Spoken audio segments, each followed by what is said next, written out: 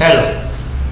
हमने कल के वीडियो में कस्टम हाउस एजेंट प्रोसेस के बारे में शिपिंग बिल कब तक जनरेट होता है तब तक की बात की थी। आज हम उससे आगे के स्टेप में बढ़ेंगे।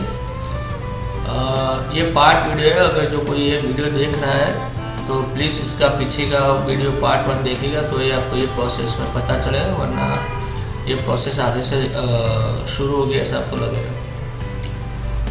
ओके, तो कल के में क्या हुआ था, हमने शिपिंग बिल जनरेट किया था शिपिंग बिल नंबर तक।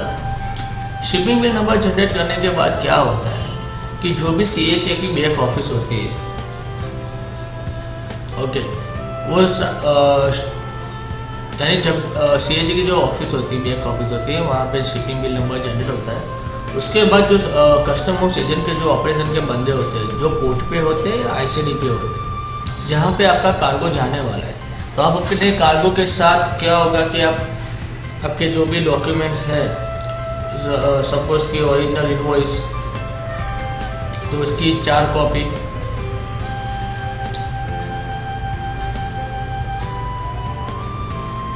ओके, और उसके बाद अपना पैकिंग लिस्ट, उसकी 4 कॉपीज ओरिजिनल भेजना है। अभी ये कार्गो के साथ जो भी डॉक्यूमेंट्स भेजने हैं सारे ओरिजिनल भेजने हैं। पैकिंग लिस्ट हो गया। उसके बाद अगर आप ड्रॉबैक है आपकी प्रोडक्ट में तो ड्रॉबैक डिक्लेरेशन आता है। अगर आपके पास फॉर्मेट नहीं है तो आपका CHA आपको इसका फॉर्मेट दे देगा। एक सेल्फ डिक्लेरेशन था जो SDF करके था, पर वो अभी बंद हो गया है और ज़रूरत नहीं है। उसके बाद अगर आपका ARE1 आपकी प्रोडक्ट में इंक्लूड है तो ARE1 की कॉपी, अगर आपने फ्यूमिगेशन करवाया है तो फ्यूमिगेशन की कॉपी, अगर आपका फार्मा प्रोडक्ट है तो आपको उसके साथ परचेस बिल ओरिजिनल भेजना ज़रूरी रहता है। और मेक श्योर जब भी आपका फार्मा प्रोडक्ट हो तो पहले ADC करवाइए, विदाउट ADC कार्गो मत मंगवाइए। ओके, ये सारे डॉक्यूमेंट CHA के वहाँ पे जाते हैं ओरिजिनल। उसके बाद उसका जो भी बंदा होता है ऑपरेशन वाला, वो कस्टम में सारा डेटा रजिस्ट्रेशन करवाएगा कि भाई ये शिपर है, उसका ये कार्गो है, इसका ये इनवॉइस नंबर है, इसका ये शिपिंग बिल नंबर है, ये कार्गो आया है, हमने उसका कस्टम क्लियरेंस करना है। रजिस्ट्रेशन करवाएगा वो। ओके, रजिस्ट्रेशन करवाने के बाद आपका कार्गो जब रजिस्ट्रेशन हो जाता है, उसके बाद CHA का कस्टम का जो सुपरिटेंडेंट ऑफिसर होता है, वो आपका कार्गो चेक करने आएगा, एग्जामिन करेगा। उसको एग्जामिनेशन कहते हैं। एग्जामिन करने के बाद जो CHA का बंदा होता है वो एग्जामिनेशन रिपोर्ट डालता है। उसके बाद वो स्टफिंग परमिशन मांगता है। स्टफिंग परमिशन यानी क्या है, आपका जो कार्गो वहाँ पे पहुँच चुका है, कस्टम के ऑफिसर ने एग्जामिन कर लिया है कि कार्गो देख लिया है, सब कुछ ठीक ठाक है, तो अब अपने को कार्गो भरना है।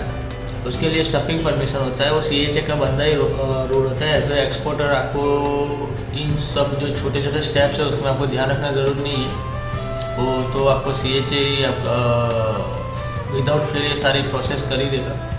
स्टफिंग परमिशन आने के बाद आपका जो भी कार्गो है, आपने जो भी फ्रेट फॉरवर्डिंग से कंटेनर बुक किया हुआ या जिस भी शिपिंग लाइन का कंटेनर बुक किया होगा, उसका डिलीवरी ऑर्डर CHA के पास होगा, तो उसने वो कंटेनर का प्लेसमेंट कराएगा।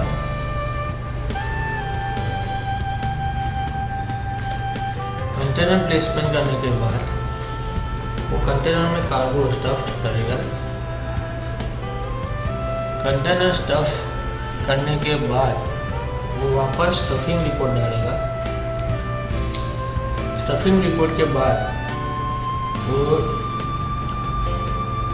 लियो के लिए प्रोसेस करेगा। लियो यानी लेट एक्सपोर्ट कॉपी। ओके, तो जब ये लियो प्रिंट हो जाएगा उसके बाद ही अपना कंटेनर एक्सपोर्ट हो सकता है।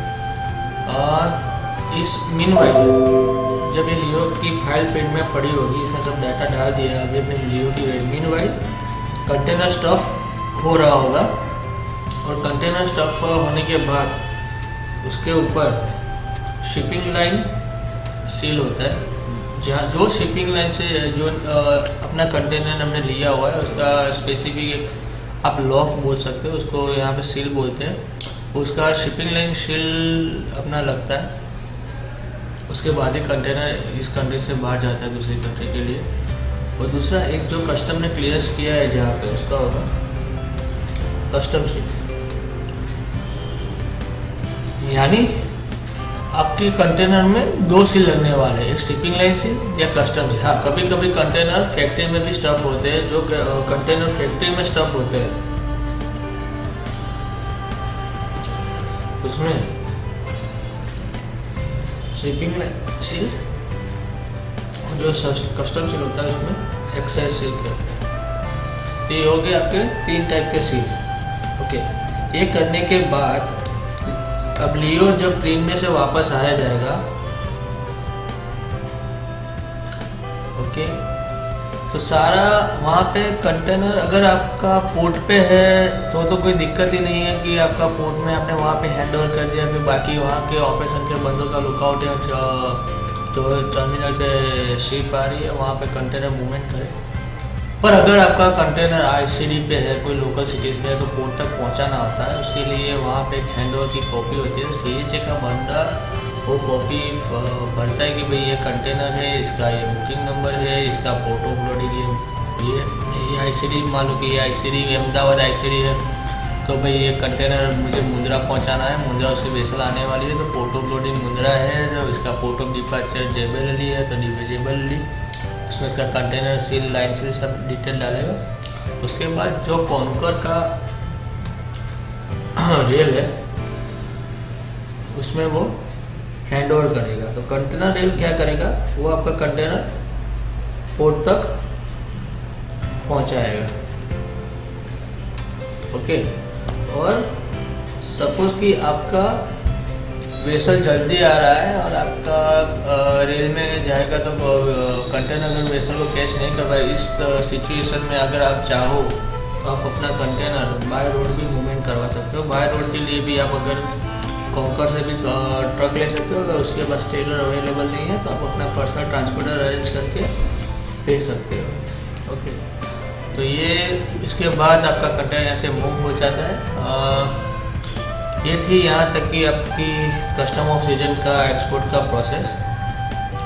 ओके, इसके बाद हम नेक्स्ट वीडियो में इसका डॉक्यूमेंटेशन के बारे में बात करेंगे कि ये कस्टम क्लियरेंस हो गया, इसके बाद ये कंटेनर मूव हो गया, उसके बाद ये जो डॉक्यूमेंट्स आपके पास आए वो डॉक्यूमेंट को आपको क्या करना है एक्सपोर्ट में। मेरे साथ लगे रहिए, ये सारे वीडियो खत्म हो गए तो मैं श्योर हूँ कि आपको एक्सपोर्ट में कोई दिक्कत नहीं आएगी और आपको छोटे से छोटे सारे स्टेप आपको पता चल जाएगा। और कोई भी छोटा से छोटा डाउट हो तो प्लीज़ इस वीडियो के नीचे आप कमेंट में लिखिए, हमारे पास जब भी टाइम मिलेगा हम आपको आंसर देंगे। So please keep watching us on YouTube and thank you very much. Don't forget to subscribe us.